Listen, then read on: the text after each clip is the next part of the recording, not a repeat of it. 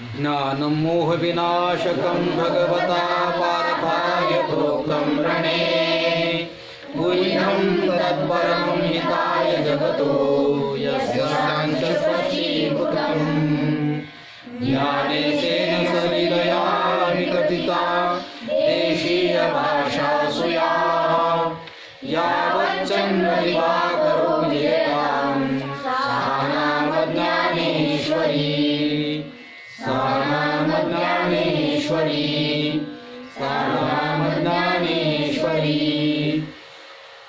ओम नमो जियाद्या वेद प्रतिपाद्या जय जय स्वसंवेद्या आत्मरूपा देवा तुझी गणेशो सकलार्थमती प्रकाशो म्हणे निवृत्तीदासो अवधारी जोजी.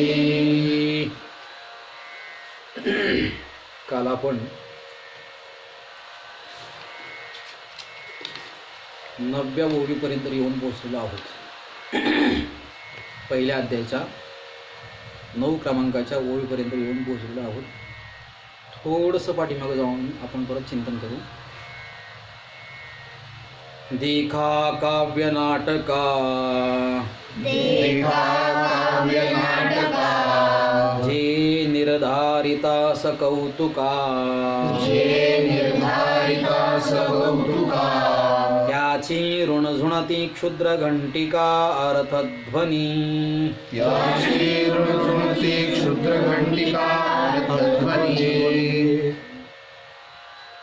ज्या ओवीद्वारे ज्ञानोबर आहे त्या वाङ्मयरूप गणपतीच्या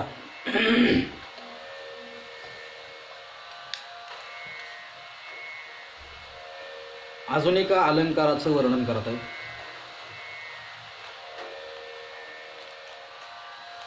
ते अलंकार कोणते आहेत?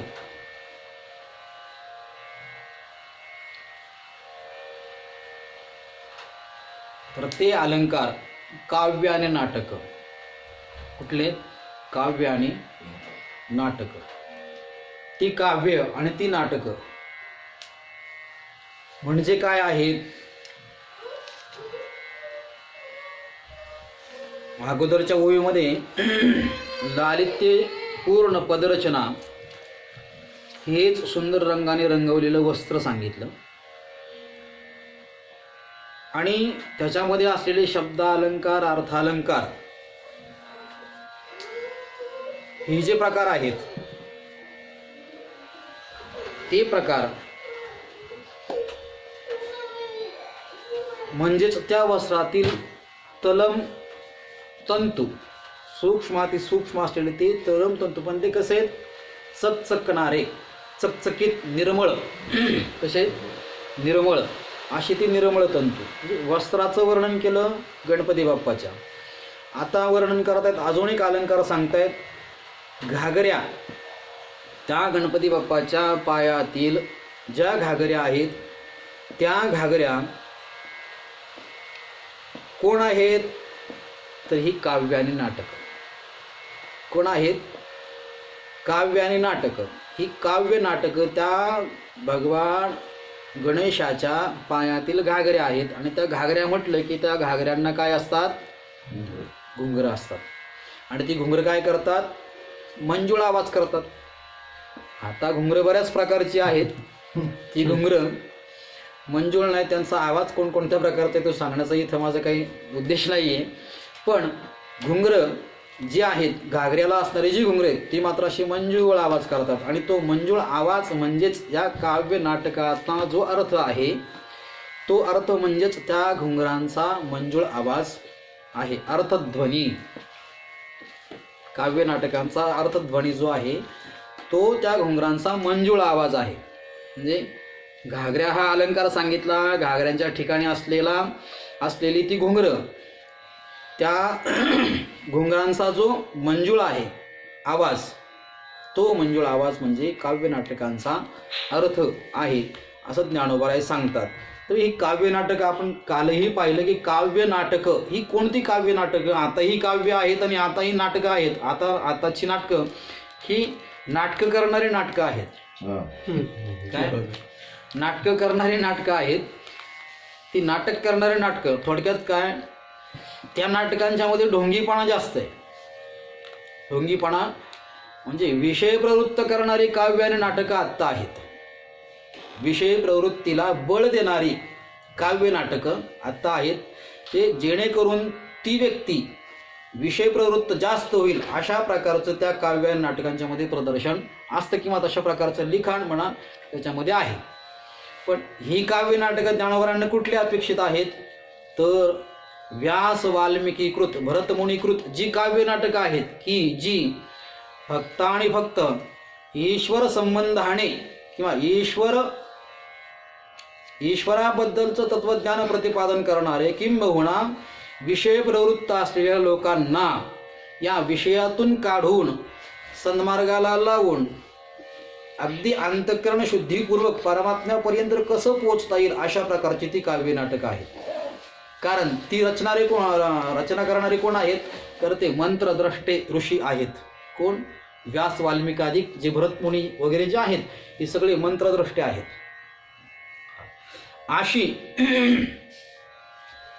अशी काव्य नाटकं म्हणजे घागऱ्या आहेत.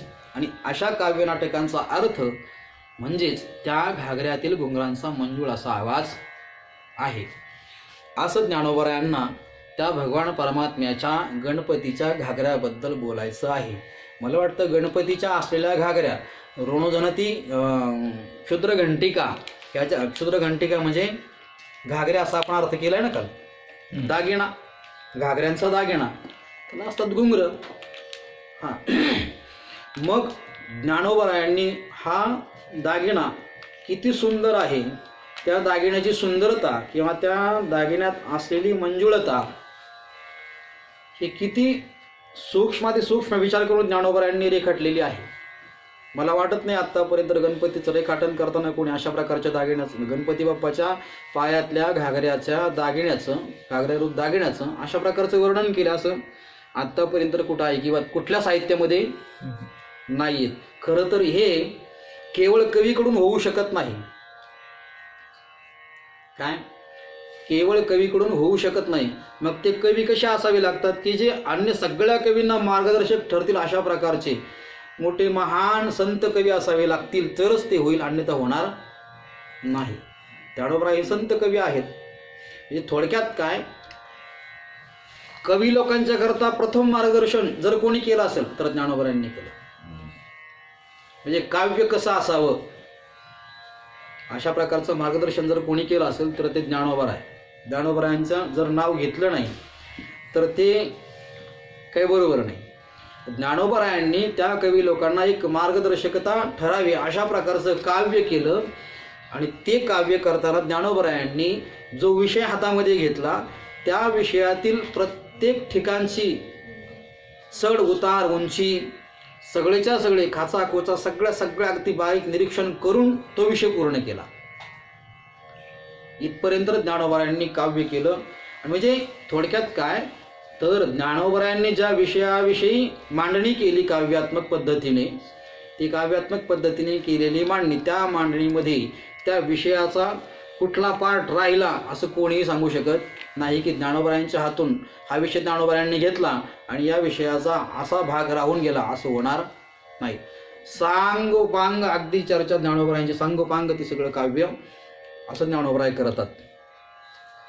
हे गणपतीच्या पायातील ज्या ऋणझुणणाऱ्या लहान लहान घागऱ्या आहेत, ऋणझुण करणाऱ्या, त्या ती काव्य नाटकं म्हणजेच त्या घागऱ्या आहेत. आणि त्या घागऱ्यांचा जो मंजूळ आवाज निघतो तो मंजूळ आवाज म्हणजे त्या काव्य नाटकांचा यथार्थ अर्थ म्हणजे तो आवाज आहे. नाना प्रमेयांची परी निपुणपणे पाहता कुसरी दिसती उचित पदे माझारी रत्ने भली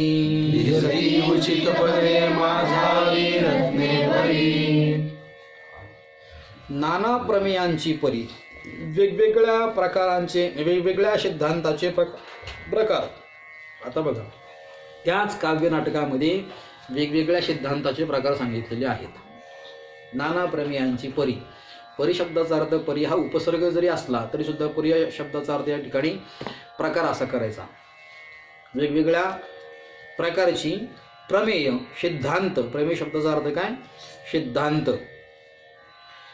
वेगवेगळ्या प्रकारचे सिद्धांत हे ज्या शब्दात आविष्कृत झाले ते शब्द बारकाईने जर पाहिले तर त्यात मध्ये त्या कवीचं कौशल्य दिसतं. ती काव्य नाटक रचणारे जे कवी आहेत त्यांचं कौशल्य दिसतं. ते योग्य शब्द म्हणजेच त्या घागऱ्यातली अनमोल रत्न आहे. हा आपण अर्थ काल पाहिला. पण अजून याच्यावरती प्रकाश टाकायचं म्हटलं तर काव्य नाटकातील जे सिद्धांत सांगणारे शब्द आविष्कृत झाले, काव्य नाटकातले सिद्धांत सांगणारे शब्द आविष्कृत झाले, त्या शब्दांचं वैशिष्ट्य सांगताना त्यांना माऊलींनी वाङ्मय गणपतीच्या पायातील घागऱ्यातील अनमोल रत्न म्हटले. म्हणजे बघा, सिद्धांत सांगण्याकरता जे शब्द आविष्कृत झाले, सिद्धांत सांगण्याकरता जे शब्द आविष्कृत झाले, ते आविष्कृत झालेल्या शब्दांना ज्ञानोबरायांनी गणपती बाप्पाच्या म्हणजे वाङ्मय रूपी गणपती बाप्पाच्या पायातील घागऱ्यांचं स्थान दिलं. काय? घागऱ्यांचं स्थान असं दिलं की ती अनमोल रत्न आहेत. लक्षात आलं का? कोणाला अनमोल रत्न म्हटलं ज्ञानोबरायांनी? काव्य नाटकामध्ये सिद्धांत सांगण्याकरता जे शब्द प्रगट झाले, आविष्कृत झाले, त्या शब्दांना गणपती बाप्पाच्या वाङ्मयरूप गणपती बाप्पाच्या पायातील घागऱ्यांचं त्यांना स्थान दिलं आणि त्या घागऱ्यातील ती अनमोल रत्न आहेत. घागऱ्यांचं स्थान तर काव्य नाटकांना दिलं. काय तुम्हाला संभ्रम निर्माण झाला असेल आता? म्हणजे मागच्या होळीमध्ये काव्य नाटक हे घागरे आहेत, पण आम्ही बोलताना इथं असं बोललं की काव्य नाटकांचे सिद्धांत सांगणाऱ्या शब्दांना घागऱ्यांचं स्थान दिलं. घागऱ्याचं स्थान तर दिलं, पण त्या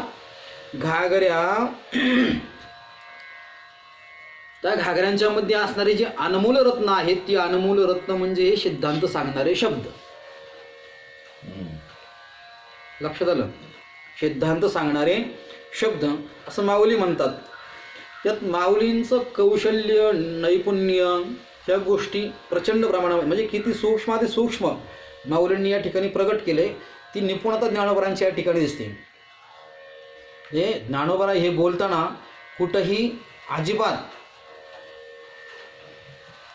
म्हणजे काव्याचा जो पदबंध आहे त्या काव्याच्या पदबंधाला धक्का लागू देत नाही.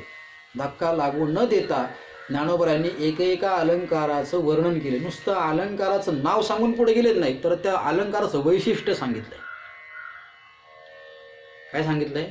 वैशिष्ट्य सांगितलंय. घागऱ्या म्हटलं की मंजुळा आवाज आहे की नाही?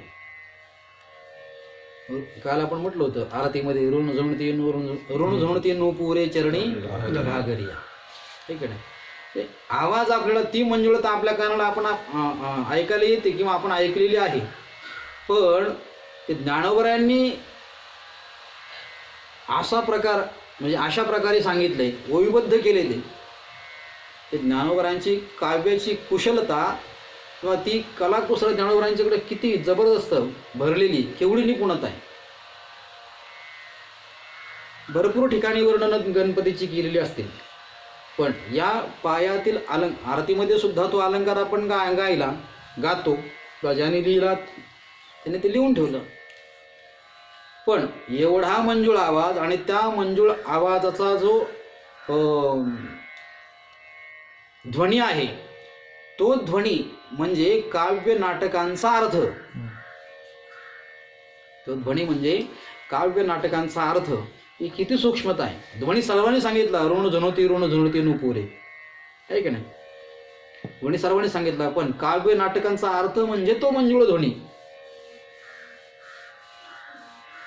ही केवढी जबरदस्त निपुणता ज्ञानोबरांची, किती सूक्ष्म निरीक्षण ज्ञानोबरांनी केलं आणि ते ओविबद्ध केलं.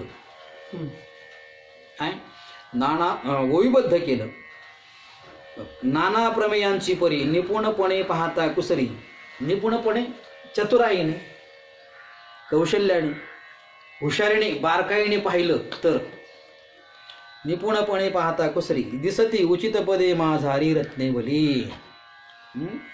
ती जी उचित पद योग्य पद जी आहेत ना, सिद्धांत सांगणारी ते जे शब्द आहेत ना, ते शब्द ती वाक्य म्हणजेच त्या गणपती बाप्पाच्या पायातील घागऱ्यांच्या ठिकाणी असलेली ही अनमोल रत्न आहेत. ते सिद्धांत सांगणारे शब्द. झालं सुट्ट सगळं. तेथ व्यासाधिकांच्या मती तेची मेखळा मिरवती चोखाळपणे झळकती पल्लव सडका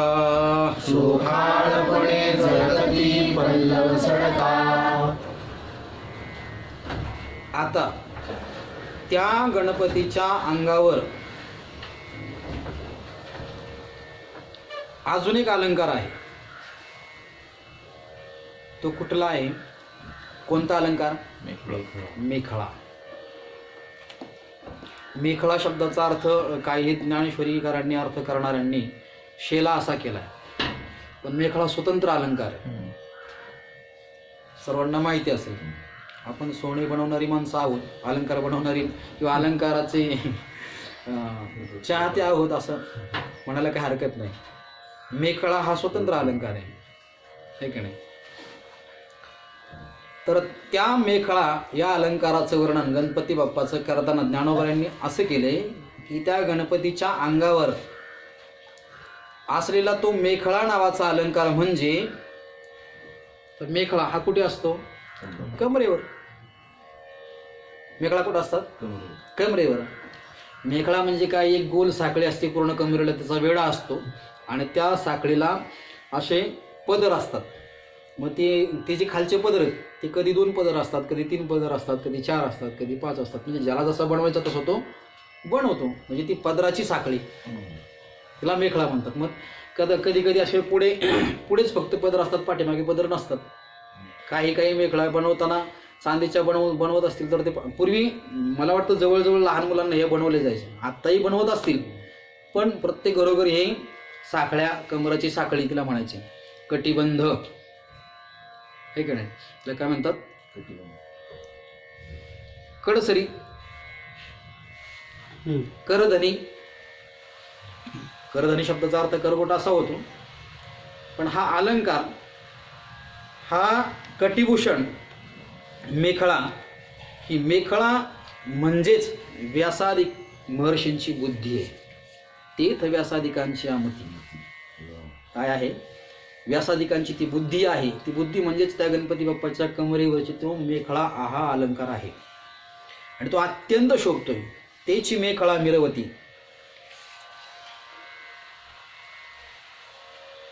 आणि त्या मेखळेच्या त्या पदराला, खाली असलेले जे पदर आहेत त्या पदराला मोत्यांचे सर आहेत, त्या मोत्यांचे पदर असतात किंवा त्या मोत्यांच्या मनांनी गुंफलेले ते पदर असतात. त्या ओळी अतिशय सुंदर दिसतात आणि ते एवढ्याच चकाकतात मोत्यांचे असल्यामुळे, एवढे चकाकतात. ती चकाकी म्हणजेच त्या बुद्धीतील शुद्धपणा आहे. सोखाळपणे झळकती पल्लव सडका. काय? पल्लव सडका शब्दाचा अर्थ पदराची दशी. पल्लव शब्दाचा अर्थ शेला, पदर, बरोबर आहे ना? असा केला तरी चालेल. मग त्या बुद्धीतील त्या पदराच्या ठिकाणी किंवा त्या मोत्यांचे जे सर आहेत, मोत्यांच्या सराच्या ज्या ओळी आहेत त्याच्या ठिकाणी जी चकाकी आहे, तोच त्या व्यासादिकांच्या मतीतील शुद्धपणा तो दर्शवित त्या झळकतायत. काय दर्शवित? त्या ते पदर ते झळक, त्या मेघळ्याच्या ठिकाणी असलेले ते पदर ते झळकतायत. हे अत्यंत महत्त्वाची गोष्ट आहे. आता व्यासादिकांच्या मती, मती शब्द मला वाटतं पाठीमागे पण एकदा आला होता. कुठे आला होता दादा? देवा तुची गणेशू सकळार्थमती प्रकाशो म्हणे वृत्तीदासो अवधारी जो जी. तिथे सुद्धा मती शब्द आलाय.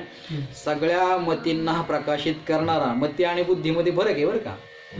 आपण बुद्धी शब्दाचा अर्थ मती असा करतो आणि मती शब्दाचा अर्थ बुद्धी असा करतो. हे अर्थ नाही असं नाही, बरोबर आहे. पण मती आणि मतीर आगामी गोचर हा बुद्धिस्तु तात्कालिका ज्ञेय. काय मती काय करते? मती ही आगामी गोचर असते. भविष्यत कालाचं सुद्धा तिच्यामध्ये ज्ञान असतं किंवा जाणते ती मती. म्हणून हे मंत्रद्रष्टेदोषी होते का नाही व्यासादिक? हे भूत भविष्य वर्तमानाचं यांना ज्ञान होतं, म्हणून मती शब्द वापरला त्यांच्या. बुद्धी नाही. मागाशी आपला विषय झाला बुद्धीच्या संबंधाने किंवा बुद्धी शब्दाचा अर्थ मती असा ज्ञानेश्वरीत अजून एका ठिकाणी करायला पाहिजे असं मला वाटतं. बुद्धी निश्चय आत्मज्ञान. हा बुद्धीचा निश्चय करून जे प्राप्त झालेलं आत्मज्ञान आहे.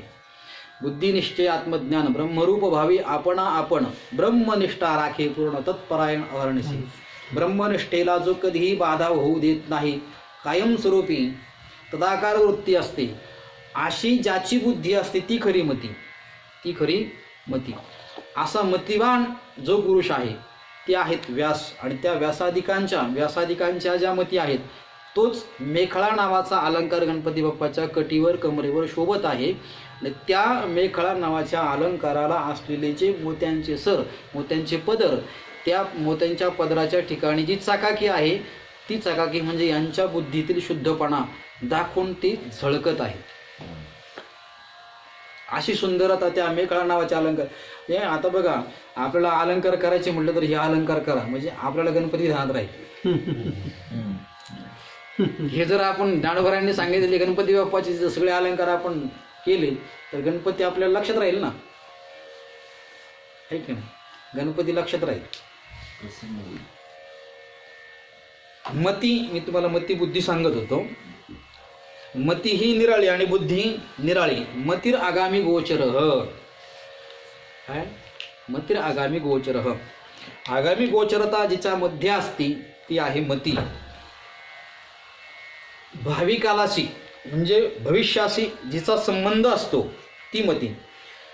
आणि गंमत अशी आहे, जेव्हा मतीचा परिपूर्ण विकास होतो तेव्हा तो कवी होतो. काय? नुसता बुद्धीचा विकास होऊन चालत, मतीचा विकास व्हावा लागतो तेव्हा तो कवी होतो. मतीचा परिपूर्ण विकास झाला तर तो कवी. नाहीतर आत्ताचे कवी त्यांच्या मतीचा नाही बुद्धीचा सुद्धा विकास नसतो. ते म्हणतात आलास तू मला वाटलंच येशील तू. आलास तू मला वाटलंच येशील तू. कर चहा तुला एक कप घे आणि मला एक कप दे. हे काय काव्य आहे का? हे काव्य आहे का? तुला एक कप घे आणि मला एक कप दे. याला मती म्हणायचं नाही. मतीमध्ये भविष्यात भूत भविष्य वर्तमानाचं ज्ञान असतं. आत्ताच्या काव्याबद्दल किंवा आत्ताच्या कवी लोकांबद्दल न बोललेलं बरं. हे व्यासादिक लोकांनी, व्यासादिक मंत्रद्रष्टा ऋषींनी केलेलं जे काव्य आहे ते समाजाला ऊर्ध्वगतीला घेऊन जाण्याला कारणीभूत ठरेल अशा प्रकारचं ते काव्य. कारण ते मतीतून आलेलं काव्य आहे, बुद्धीतून आलेलं नाही. मतीतून आलेल्या काव्याने समाजाचं बंधनमुक्त होतं किंवा समाज योग्य मार्गावरती येतो, समाज सन्मार्गाला लागतो. अशा प्रकारचं काव्य असावं. उदाहरणार्थ महाभारत हे काव्य, रामायण काव्य. रामायण महाभारत जर आपण वाचन केलं, पारायण केलं त्यांचं, रामकृष्ण हरी, पारायण केलं, वाचन केलं, त्याच्यावर जर श्रद्धा ठेवली तर आपल्याला मोक्ष संपादन होतो. एवढी ताकद त्या काव्यामध्ये आहे. म्हणजे ज्याद्वारे मोक्ष संपादन होईल असं काव्य जे आहे ते खरं काव्य, ज्याद्वारे विषय संपादन होतील किंवा विषय प्रवृत्त होईल मनुष्य, अशा प्रकारचं काव्य ते खऱ्या अर्थाने काव्य नाही. मग जी मती आहे ती मती परिपूर्ण विकसित होऊन जेव्हा काव्य होईल तेव्हा तो कवी होईल, तेव्हा तो कवी खरा. कारण कवीच्या बाबतीमध्ये बोलताना असं बोललंय, क्रांतदर्शीर कवीही. काय? क्रांतदर्शीर कवीही. क्रांतदर्शी असलेला तो कवी, आणि कवी हा क्रांतदर्शीच असतो. भूत भविष्य वर्तमानाला यथोचित तो जाणतो. कोण? कवी. तो यथोचित जाणतो. आणि बुद्धीस्तु तात्कालिक अनेय. बुद्धी काय करते की तात्कालिक नेय दिसलेल्या पदार्थांचं ज्ञातृत्व करते. कोण? बुद्धी. आपली बुद्धी आपण पाहिलेल्या पदार्थांचं ज्ञातृत्व करतो का काय करतो? आपल्याला भविष्याचं ज्ञान आहे का? नाही. आपण फक्त दिसणाऱ्या पदार्थांचंच ज्ञातृत्व करतो, भूत भविष्याचं ज्ञान आपल्याला नाही. आपली बुद्धी आहे, आपली मती नाही. मग ही बुद्धी फक्त दिसणाऱ्या पदार्थांचंच ज्ञातृत्व करते. त्याहीपेक्षा माऊलींच्या भाषेत सांगायचं झालंच तर व्यासादिकांची बुद्धी म्हणजे मती ही कुठल्याही भेदाला जाणत नाहीत. ते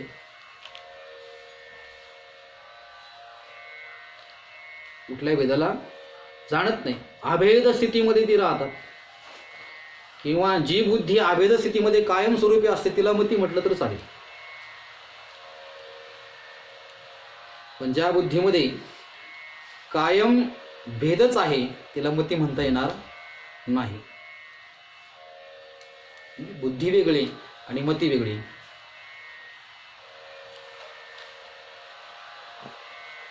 बुद्धीच्या पातळीवरती जेव्हा तुलनात्मक पद्धतीने विचार केला जातो तेव्हा भेद निर्माण होतो. बुद्धीच्या पातळीवरती तुलनात्मक पद्धतीने जेव्हा विचार केला जातो तेव्हा भेद निर्माण होतो. पण तीच बुद्धी मतीय अंशात जाऊन जर ती निर्णय करील तर अभेदत्व प्राप्त होईल.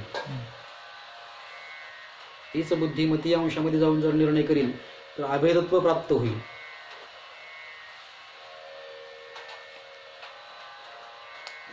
जे बुद्धी भेदाशी आले त्यांनी अनेकत्व कल्पिले मजे एकाते. ज्ञानोबा म्हणतात ना, मी एक असलेला त्यांनी अनेक कल्पना केली माझ्या ठिकाणी. मी एकच आहे. बुद्धी भेद करते. काय? काल परवातला विषय झाला तो. बुद्धी भेद करते. मग मती अत्यंत गरजेची, नुसती बुद्धी असून चालत नाही. तर या व्यासादिकांच्या ठिकाणची असलेली जी मती आहे ती मती म्हणजेच त्या भगवान गणपतीच्या वाङ्मयरूप गणपती जो ज्ञानोबराय साकारतात त्या वाङ्मयरूप गणपतीच्या कमरेवरची मेखळा नावाचा तो अलंकार आहे. आणि त्या मेखळा नावाच्या अलंकाराला जी खालून मोत्याची घडणावळ आहे किंवा मोत्यांचे जे सर आहेत त्या मोत्यांच्या ठिकाणी जी चकाकी आहे ती चकाकी म्हणजेच त्या मतीचा शुद्धपणा ती चकाकी दर्शवते. हेच व्यासादिकांच्या मती तेची मेखळा मिळवती चोखाळपणे झळकती पल्लव सडका.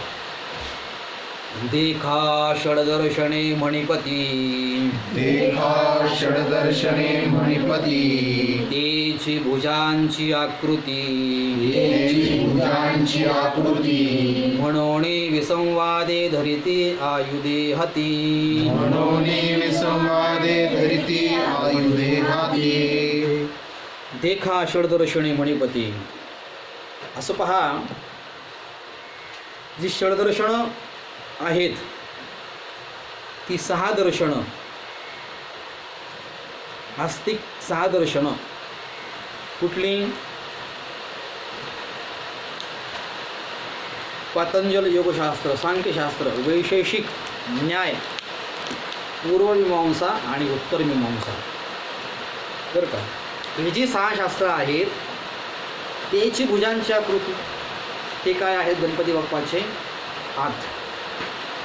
सहा दर्शने म्हणजेच हात आहेत. म्हणून विसंवादे धरिती आयुधे हाती. विसंवादे एकमेकात मेळ नसलेली सहा हातातील ही निरनिराळी सहा शस्त्र आहेत. काय? सहा हातातील सहा शस्त्र विसंवादे. कोणकोणती सहा शास्त्र? शास्त्र वेगळं आणि शस्त्र वेगळं. काय? शास्त्र वेगळं आणि शस्त्र वेगळं. ही जी सहा शास्त्र आहेत, पातंजल, सांख्य, वैशेषिक, नैयायिक, त्यालाच न्याय म्हणतात, पूर्वमीमांसा आणि उत्तरमीमांसा. ही सहा शास्त्र म्हणजे त्या भगवान गणपतीचे सहा हात आहेत. आता याच्यामध्ये बुद्ध येत नाहीत बरं का. बुद्धांची पण कल्पना ज्ञानोबांनी मला वाटतं पुढच्या वयोमध्ये केलेली आहे.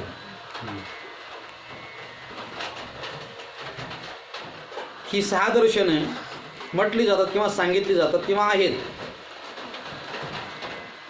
त्या गणपतीच्या सहा हातांची ही आकृती आहेत सहा दर्शने म्हणजे. आता वेगवेगळं या शास्त्रांचं वेगवेगळं स्वतंत्र वर्णन चिंतन आपल्याला करता येईल. इथं करायची काय गरज आहे असं मला वाटत नाही. सहा शास्त्र ही त्या गणपती बाप्पाचे सहा हात आहेत. सहा हातांची आकृती म्हणजेच ते सहा शास्त्र आहेत. पण ती दर्शने सहा हातात परस्पर भेद असलेली मतरूपी आयुधे. कारण या सहा शास्त्रांचं परस्पर मत आहे की नाही आहे ना, भिन्नता आहे. ती भिन्नता म्हणजेच सहा प्रकारची ती शस्त्र आहेत. त्या हातातली सहा प्रकारची ती शस्त्र आहेत. कर्णादाचं वैशेषिक शास्त्ररूपी हातामध्ये तर्कशस्त्र ते पुढे येईल, पुढच्या ओळीमध्ये ते आहे. त्या गणपती बाप्पाचा वाङ्मयरूप गणपती साकारताना ज्ञानोबरायांनी त्या गणपतीचे प्रत्येक अवयवाचं वर्णन ज्ञानोबराई करतात आणि त्या बाप्पाच्या अंगावरती असलेल्या प्रत्येक अलंकाराचं बारकाईने सूक्ष्म रीतीने वर्णन करतात. आणि वर्णन करत करत ज्ञानोबराय आत्ता भुजांच्या आकृतीपर्यंत म्हणजे हाताच्या आकृतीपर्यंत येऊन पोहोचलेत. की ती हाताची आकृती म्हणजे नेमकं काय, तर सहा शास्त्र. कुठलं? पातंजल शास्त्र, सांख्यशास्त्र, त्याच्यानंतर न्यायशास्त्र, त्याच्यानंतर वैशेषिक शास्त्र माझ्याकडे बघ, त्याच्यानंतर पूर्वमीमांसा आणि त्याच्यानंतर उत्तरमीमांसा. ही सहा शास्त्र म्हणजे त्या गणपती बाप्पाची हातांची आकृती आहे. आणि त्या हातामध्ये असलेली जी शस्त्र आहेत वेगवेगळी, ती वेगवेगळी शस्त्र एक शस्त्र आहे का तर नाहीत. वेगवेगळी शस्त्र म्हणजेच त्यांची ती मतांची भिन्नता, म्हणजेच ती वेगवेगळी त्या गणपती बाप्पाच्या हातात असलेली ती शस्त्र आहेत. शास्त्र म्हणजे मतभिन्नता जी आहे, त्यांची जी मत आहेत वेगवेगळी, तीच शस्त्र. तरी तरकुतोची फरशू, तरी तर्कुतोची परशुषु, नीतिभेदु अंकुशु, नीतिभेदु अंकुशु, वेदांतुतो महारसो मोदकु मिरवे, वेदांतुतो महारसो मोदको मिरवे. बरं का वेदांत म्हणजे महारस आहे. आपण निरस झालं नाही पाहिजे. काय मोदकासारखा वेदांत राहिला पाहिजे. कसा? मोदकासारखा, असा रसाळ, रसभरीत, गोड, गुबगुबीत कसा दिसला पाहिजे. वेदांत काळा असू द्या दिसायला, पण असा गुबगुबीत दिसला पाहिजे, आहे की नाही. आपल्या वेदांताचं चाललंय, तो वेदांत वेगळा. वेदांत तो महारसू मोदकू मिरवे, तरी तर्कुतोची फरशू. आता हा तर्क कणादाचे जे वैशेषिक शास्त्र आहे, त्या वैशेषिक शास्त्ररूपी हातामध्ये तर्क हाच कोण आहे? फरशू. म्हणजे कोण? कुऱ्हाड. कुऱ्हाड. हा, आहे कुऱ्हाड जवळजवळ सगळ्यांना माहिती आहे. त्याच्यासाठीच ती ठेवलेली आहे. नीतिभेदू अंकुशू. नीतिभेद गौतमाचं जे न्यायशास्त्र आहे, काय वैशेषिक आणि न्याय हे दोन शास्त्र सांगितले ना, त्यांची मताची साम्यता आहे म्हणून न्यायवैशेषिक असं म्हटलं जातं. गौतमाचं जे न्यायशास्त्र आहे ते न्यायशास्त्र रूपी हातामध्ये षोडश पदार्थात्मक तत्वभेद हाच जणू तो अंकुश म्हणजे त्रिशूळ. त्रिशूळ म्हणजे काय आहे? गौतमाचं न्यायशास्त्र रूपी जो हात आहे त्या हातामध्ये 6 हात सांगितले ना, पैकी वैशेषिक एक आहे, बरोबर, न्याय एक आहे.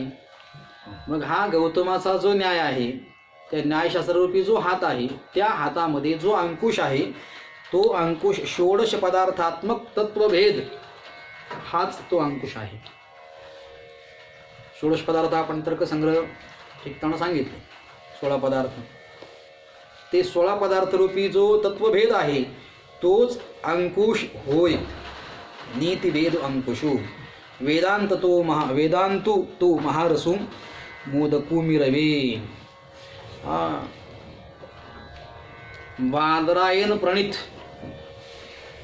बादरायण मुनी प्रणित, बादरायण म्हणजे व्यास महर्षी, बादरायण मुनी प्रणित जी उत्तर मीमांसा आहे, उत्तर मीमांसा जे दर्शन आहे, हा जो एक हात आहे ना, त्या दर्शनातील जो ब्रह्मरस आहे त्या ब्रह्मरसाने रसाळ असा जो औपनिषदिक सिद्धांत, औपनिषदिक सिद्धांत तो गणपतीच्या हातात मोदक रूपाने शोभतोय. बघा, गणपतीच्या हातातला मोदक म्हणजे काय? म्हणून मोदक बनवताना खारट, तुरट, आंबट असे बनवायचे.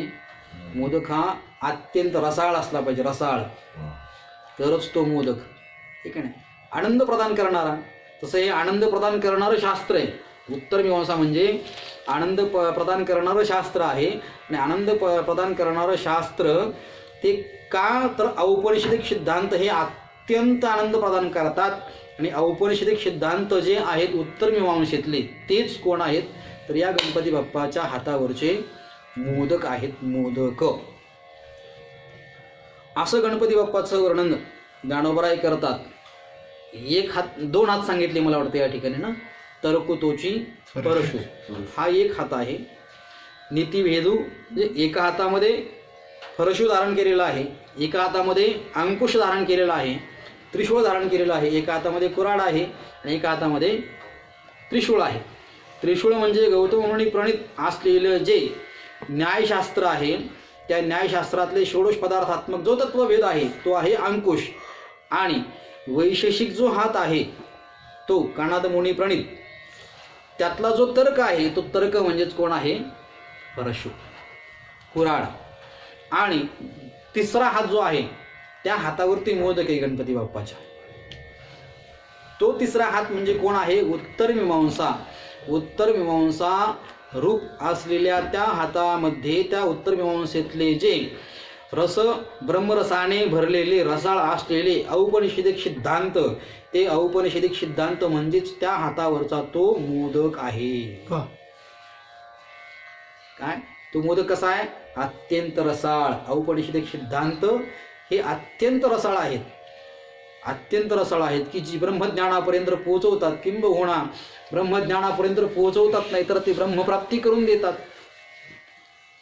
अशी ती वचनं त्या औपनिषदिक सिद्धांतामध्ये प्रगट होतात, किंवा ती वचनं प्रगट करताना असे औपनिषदिक सिद्धांत प्रगट होऊन आपल्याला त्या ब्रह्मज्ञानापर्यंत पोहोचवतात आणि परमेश्वराचा साक्षात्कार प्रत्यक्ष होतं आणि आपल्याला जी आनंद घनस्थिती आहे ती आनंद घनस्थिती प्राप्त होती. असा जो आनंदाचा औपनिषदिक सिद्धांत म्हणजेच त्या गणपती बाप्पाच्या हातावरचा मोदक आहेत. असो, इथपर्यंत आपण हे चिंतन केलेलं आहे. आता याच्यामध्ये परशुचं आपल्याला अजून थोडं चिंतन करायचं आहे, अंकुशाचं अजून थोडं त्याला अंकुशाचीच उपमा का दिली? फरशूच का म्हटलं थोडंसं आपण चिंतन करू आणि ते चिंतन आपण उद्या पाहूया. पुंडलिका वरदे हरिविठ्ठल श्री ज्ञानदेव तुकाराम पंढरीनाथ भगवान की जय. माऊली ज्ञानेश्वर महाराज की जय. जगद्गुरु तुकाराम महाराज की जय. गुरुवर्य कुंभार गुरुजी महाराज की जय. विठ्ठला विठ्ठल. ओम पूर्णमदः पूर्णमिदं पूर्णात् पूर्णमुदच्यते पूर्णस्य पूर्णमादाय पूर्णमेवावशिष्यते.